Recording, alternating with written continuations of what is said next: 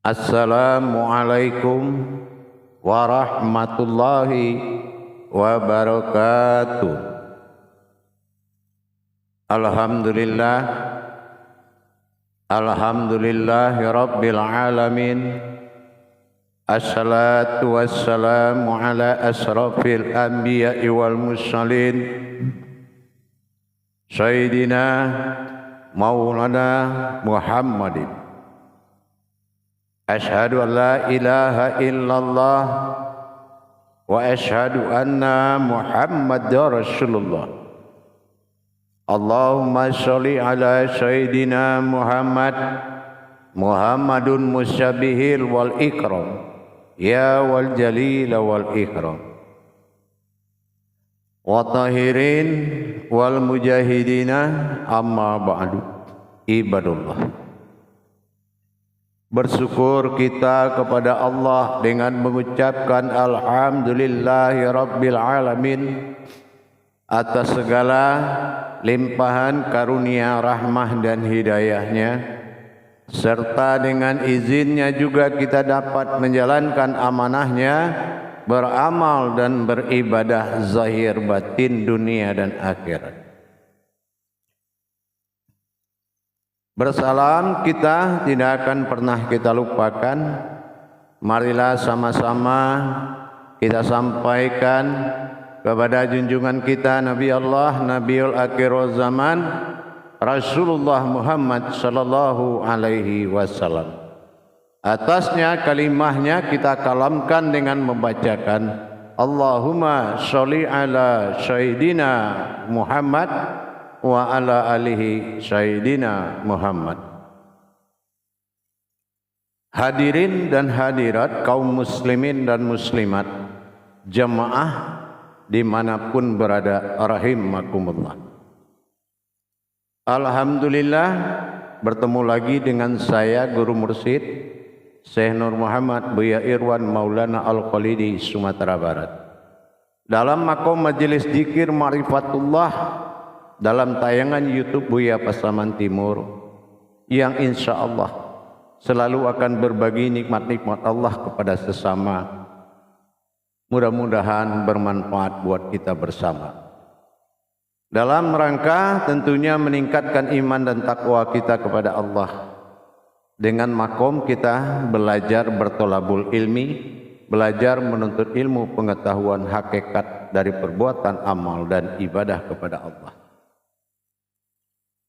Dalam waktu dan kesempatan yang kita muliakan ini, ada beberapa hal yang penting yang wajib kita ketahui, yang akan membuat kita berbagi, ia adalah makom tertinggi di dalam pengetahuan kodrat ilmu, yaitu mengenal antara Allah dengan Allahu.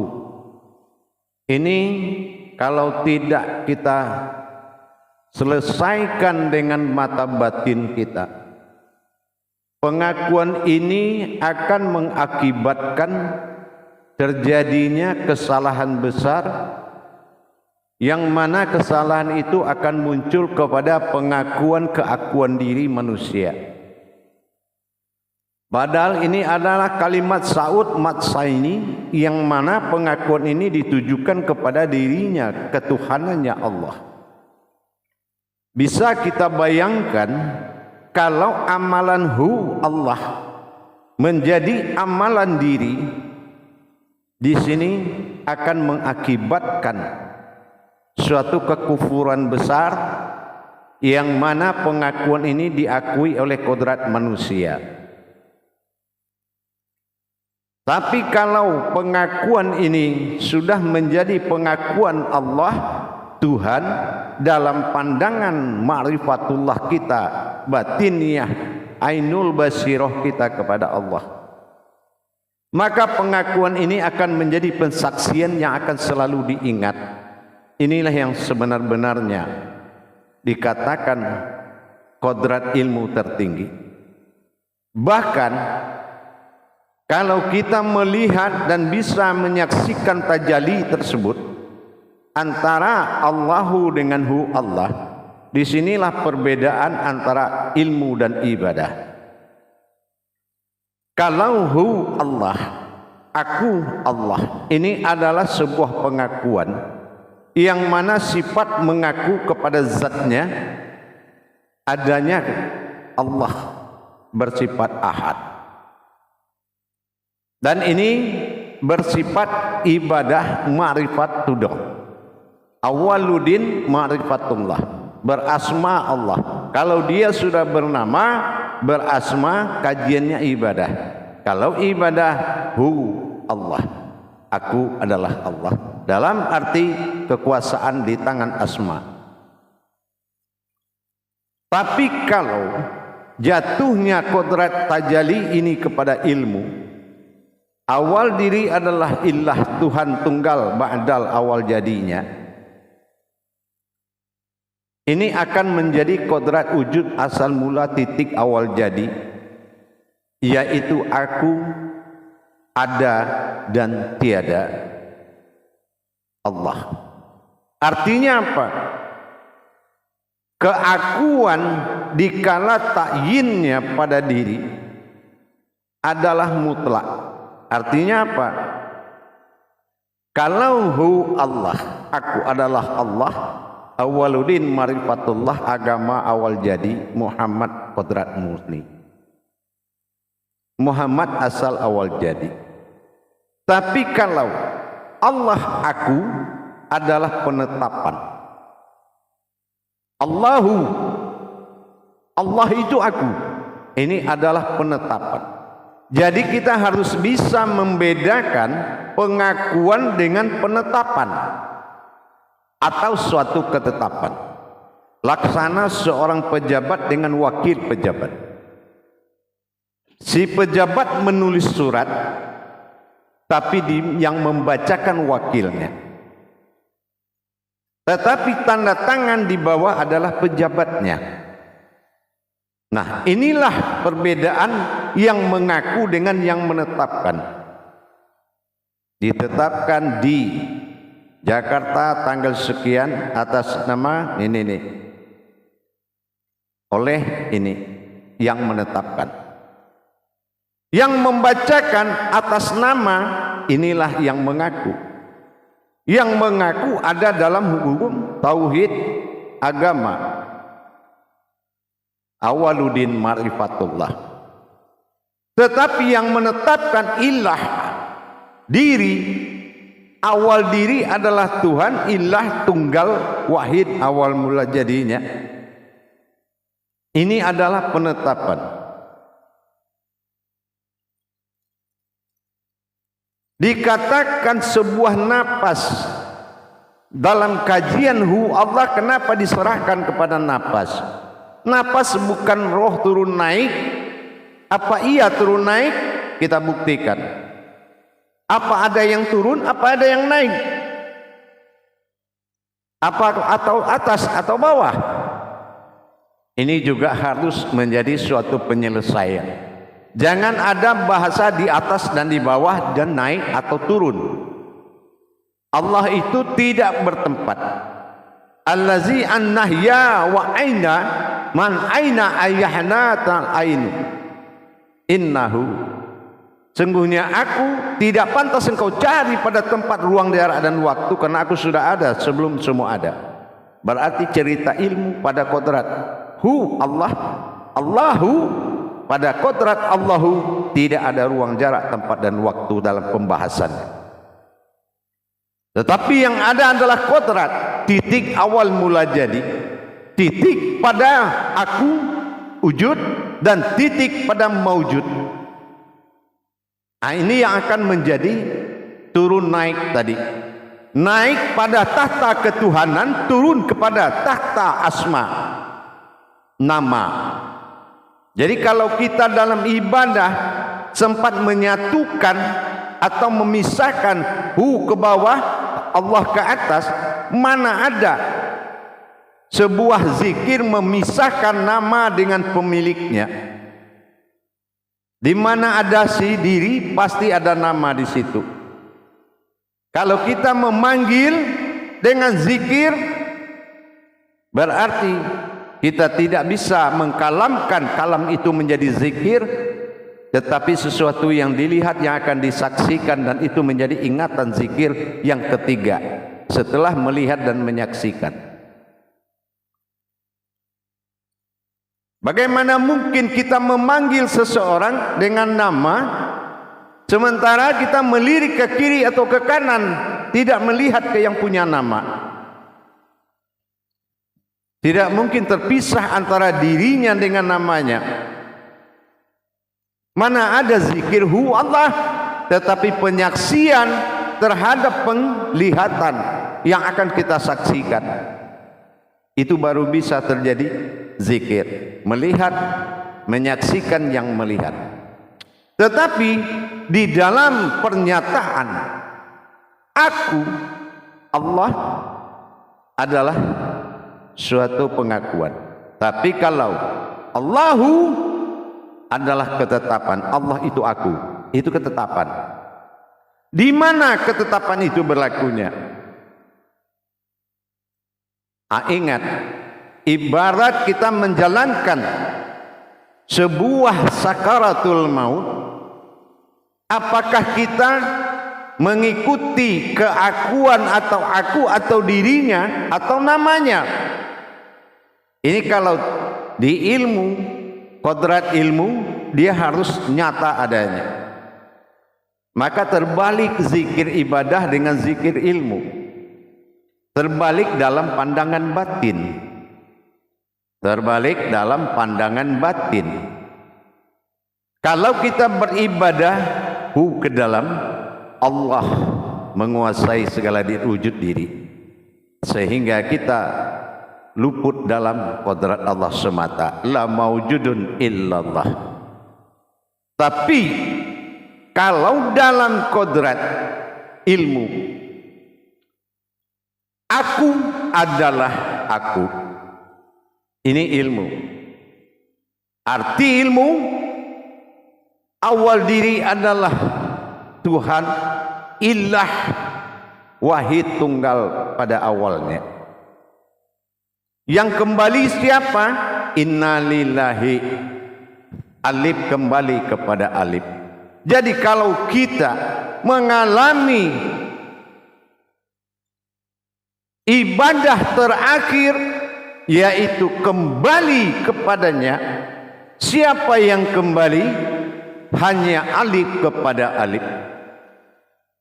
Al-maut, wawnya di atasnya sukun, sukun mati, waw dia, hanya dia yang bisa kembali ke dalam kodrat itu. Al-maut berarti peran penting di dalam sakaratul maut seseorang. Inilah yang kembali alif, aku Allah. Nah, di sini wujud menyatakan tinggi, atas adalah aku. Turun wujud titik adalah Allah. Inilah titik asma, titik husna. Jadi kalau kita melaksanakan zikir kembali kepada ketunggalannya, menuju wujud asal mula dia jadi, maka di saat menarik napas, ditarik adalah aku. Naik aku, turun asma. Di saat kita melepaskan napas, turun asma, tinggal aku kembali kepada diriku. Inilah pentingnya zikirhu Allah dalam ibadah syahadiyah dan ibadah syahadah. Allahu, aku Allah, kembali kepada wujudnya semula. Ini sangat penting. Perjalanan ini dicatat oleh rohani laksana kain putih yang tanpa noda, laksana kertas putih belum ditulis, tapi yang ada di situ hanya ada aku. Kalau kita di tempat kodrat ilmu, pemasangan kodrat ini Allah dalam ibadah, Allahu dalam ilmu, Ini adalah kajian usulnya diri adalah Tuhan. Mengaji diri sama mengaji Tuhan. Berarti kembali naik setelah ditarik tinggal sukun kosong, asma lebur di dalam sukun, maka maujud aku semata. Inilah aku. Inna lillahi inna ilahihi. Aku kembali kepada Tuhan, menjadi Tuhan. Ini alif kembali kepada alif. Ini adalah kodrat ilmu tertinggi yang sangat menjadi penentu di sakaratul maut seseorang dalam perjalanan rohani, bukan masalah amal baik, amal buruk. Jangan nanti kita kembali kepada asmanya, karena asma adalah nama, bukan Tuhan. Yang Tuhan adalah aku. Allah adalah asmanya. Kalau kita tidak bisa membedakan kemana kita kembali, kepada asmanya atau kepada akunya. Ini ditentukan oleh kebiasaan rohanimu. Jadi tidak ada istilah ke atas ke bawah. Tidak ada istilah nafas. Naf itu adalah diri, asy itu adalah sesungguhnya. Jadi diri batin yang sesungguhnya itu nafas. Jadi diri batin inilah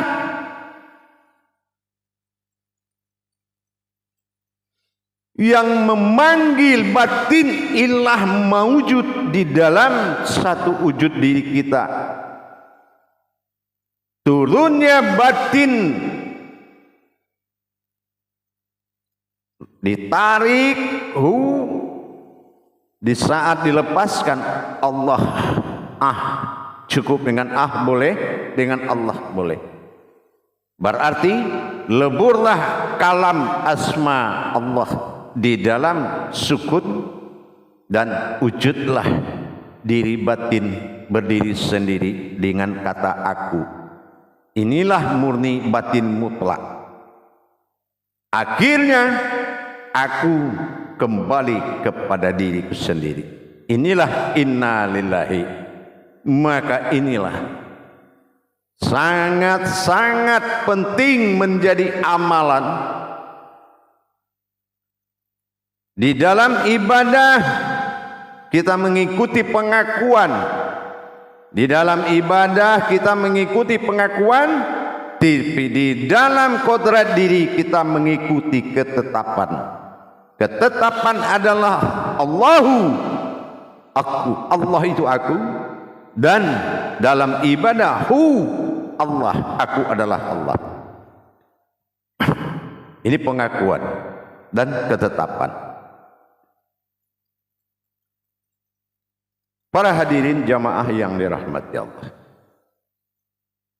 dengan kita memahami zikir besar ini dan bisa melihat tataan makomnya tadi, keakuan. Kalau kita beribadah terbalik, turun, Allah ke atas.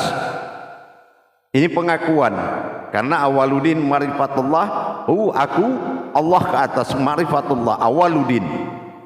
Tapi kalau awalul wajibun alal insani, maififatul ilahi biistighani, awal pertama jadi adalah dirimu, Tuhan. Diri yang berasal dari Tuhan, ilahinas.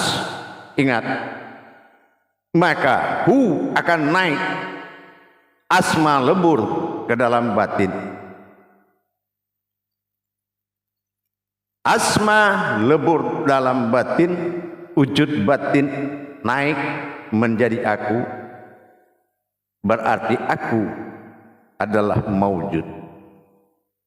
Setelah aku maujud, Allah. Asma lebur di dalam kodrat batin. Tinggallah aku. Berarti benar, apabila kita bersama Allah, berarti kita bersama keakuannya. Jangan nanti Allah, aku Allah, amalannya ke bawah, Allah ke atas. Yang akan berangkat meninggalkan nanti, jangan mengikuti nama, tapi ikutilah dirinya. Makanya naik, ditarik Allah, baru dihantarkan turun.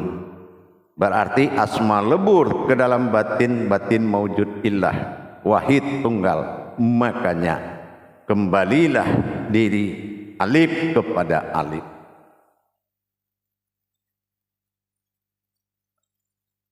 Jadi dengan kita mengerti pemahaman cara pemakaian dari kodrat ini, insya Allah mudah-mudahan akan menjadi suatu nikmat yang paling besar, nikmat yang paling indah dalam bersakaratul kepada Allah, baik dalam dunia maupun dalam ajal. Barakallahu ya Karim ya Rahman ya Rahim. Semoga bermanfaat buat kita bersama. Assalamualaikum warahmatullahi wabarakatuh.